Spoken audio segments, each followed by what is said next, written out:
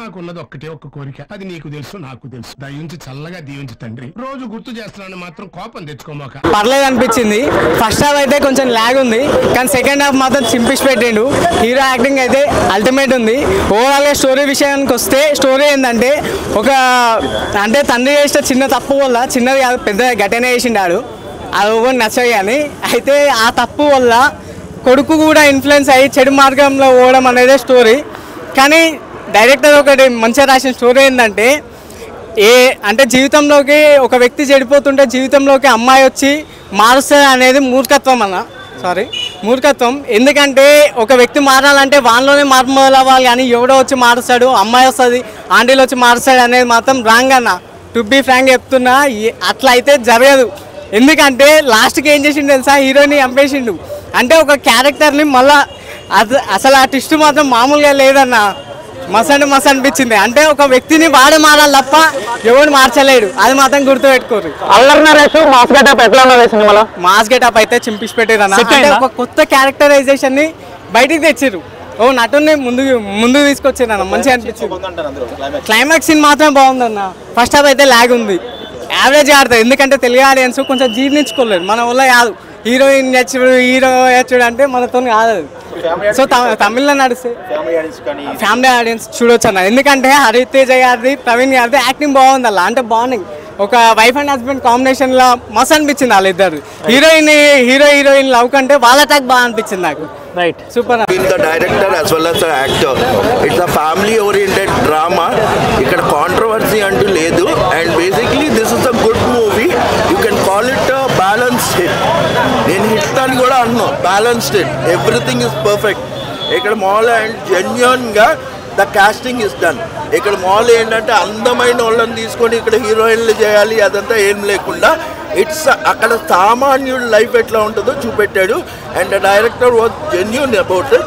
So it's a hit సినిమా. Story line is cool మా. This is something that needs to be done. ఎందుకంటే ఇప్పుడు మీరు action సినిమాలు కానీ ఇవన్నీ ఏంటంటే దట్ ఈస్ ఫ్యాంటసీ, మన రియల్ లైఫ్లో జరగదు. But this kind of instances do happen in our life, and this is what real cinema has to be like. So climax is super andaru edi climax anedi that is ultimate, because the thing is akkada oka message adi ala batikina oka person final ga ఒంటరిగా చచ్చిపోతాడు అనేది అక్కడ symbolize చేసింది. And it's a really good సినిమా. బచ్చనమల్లి సినిమా ఇప్పుడే చూసి బయటకు వస్తున్నాను. ఎలా ఉంటుందో మంచి టెన్షన్స్లో వెళ్ళాం. కానీ అల్లం నరేష్ గారు మరిపించి నటన చేశారు. ఎడమంటే నేచర్ మీద సినిమా తీయడం అనేది చాలా గొప్ప విషయం. అది కాకుండా దీన్ని స్క్రీన్ ప్లే రాశారు, రాసిన మధు గారు డైలాగ్స్ కూడా అద్భుతంగా రాశారు. చాలా ఒక యూత్ అనేవాడు చిన్నప్పటి నుంచి కేర్లెస్గా రెక్లెస్గా ఎడమెంట్ నేచర్తో ఉంటే వాడి జీవితం ఎలాగా తుణాతునకలైపోతుందో, వాళ్ళ సంసారం ఎలాగా మట్టుబట్టిపోతుందో అన్న విషయం బాగా చెప్పారు. అప్పుడు బలగం కుటుంబం గురించి బలగం సినిమా తీశారు, అప్పుడు బలగం గురించి గొప్పగా చెప్పుకున్నాం. ఇప్పుడు బచ్చనమల్లి గురించి మనం గొప్పగా చెప్పుకోవాలి. కుటుంబ సమేతంగా అందరూ చూడాలండి, మంచి పిక్చరు, మెసేజ్. ఇందులో నటన గురించి చెప్పుకోవాలంటే అల్లం నరేష్ గారు మరో రేంజ్లో నటన చేశారు. ఆయన చాలా కష్టపడ్డారు ఈ యొక్క పాత్ర పోషించడానికి. చాలా మంచి సినిమా అండి, తప్పకుండా చూడండి, ఆదరించండి. ఇలాంటి సినిమాలు మనం ఆదరిస్తుంటే కుటుంబ సమస్యల మీద అనేక రకాల సినిమాలు వస్తాయి. తప్పకుండా మనం ఇలాంటి సినిమాలు మనం ఆదరించాలి.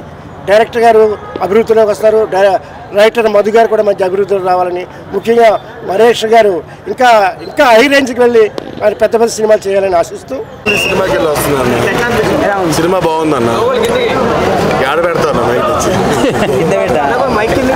చెప్పండి. మూవీ బాగుందన్న, నరేష్ సార్ పర్ఫార్మెన్స్ వేరే లెవెల్, పీక్. సార్ కూడా బాగా చేశారన్న. సో నాని గారు వచ్చి ఇప్పుడు ట్రైలర్ లాంటి చెప్పారు కదా, మూవీ బ్లాక్ బస్టర్ హిట్ అవుతుంది, దాని తగ్గట్టే అయిందా?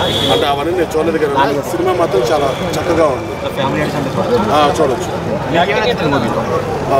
నరేష్ సార్ అంటే స్టోరీ అంటే డిఫరెంట్గా ఉంటుంది, స్క్రీన్ ప్లే కానీ అంతా చాలా నీట్గా ఉంది, చాలా బాగానే ఉంది. హైలైట్స్ ఏమున్నాయి ఎక్కువ అంటే ఫైటింగ్ మాస్ అంటే జనరల్గా మన నరేష్ సార్ని ఎప్పుడు మన కామెడీగానే చూస్తూ ఉంటాం. అలాంటిది ఆయన డిఫరెంట్గా వచ్చి ఒక మాస్ ఎలిమెంట్ రావటం అనేది కూడా బాగా సెట్ అయింది. నాని గారు మన సారు నరేష్ సార్ గారు సూపర్. మ్యూజిక్ బ్యాక్గ్రౌండ్ మ్యూజిక్ కానీ అంతా చాలా బాగుంది. నాంది తర్వాత ఆ లెవెల్ హిట్ వచ్చాయి హిట్టేనండి ఈ సినిమా, చాలా బాగుంది. అన్నీ ఓవరాల్గా అయితే సాంగ్స్ కానీ అవన్నీ చాలా బాగుంది. ప్రీ క్లైమాక్స్ అయితే వేరే లెవెల్, ట్విస్టులు బాగుంది. అంటే మన కొన్ని ఎక్స్పెక్ట్ చేయలేము. కొంచెం అంటే ఆయన బాగా కంప్లీట్గా ఊర మాస్ లాగా ఉంది. అయ్యో స్క్రీన్ ప్లే మాత్రం వేరే లెవెల్ అండి. ఎస్పెషల్ స్క్రీన్ ప్లే మాత్రం చాలా చాలా బాగుంది. నా పెర్ఫార్మెన్స్ మీకు నచ్చినట్టయితే మాట్లాడటం కాదు సార్, మీరు చేసి పెట్టాలి. చూద్దాంలే, చూడటం కాదండి, మీరు చెయ్యాలంతే.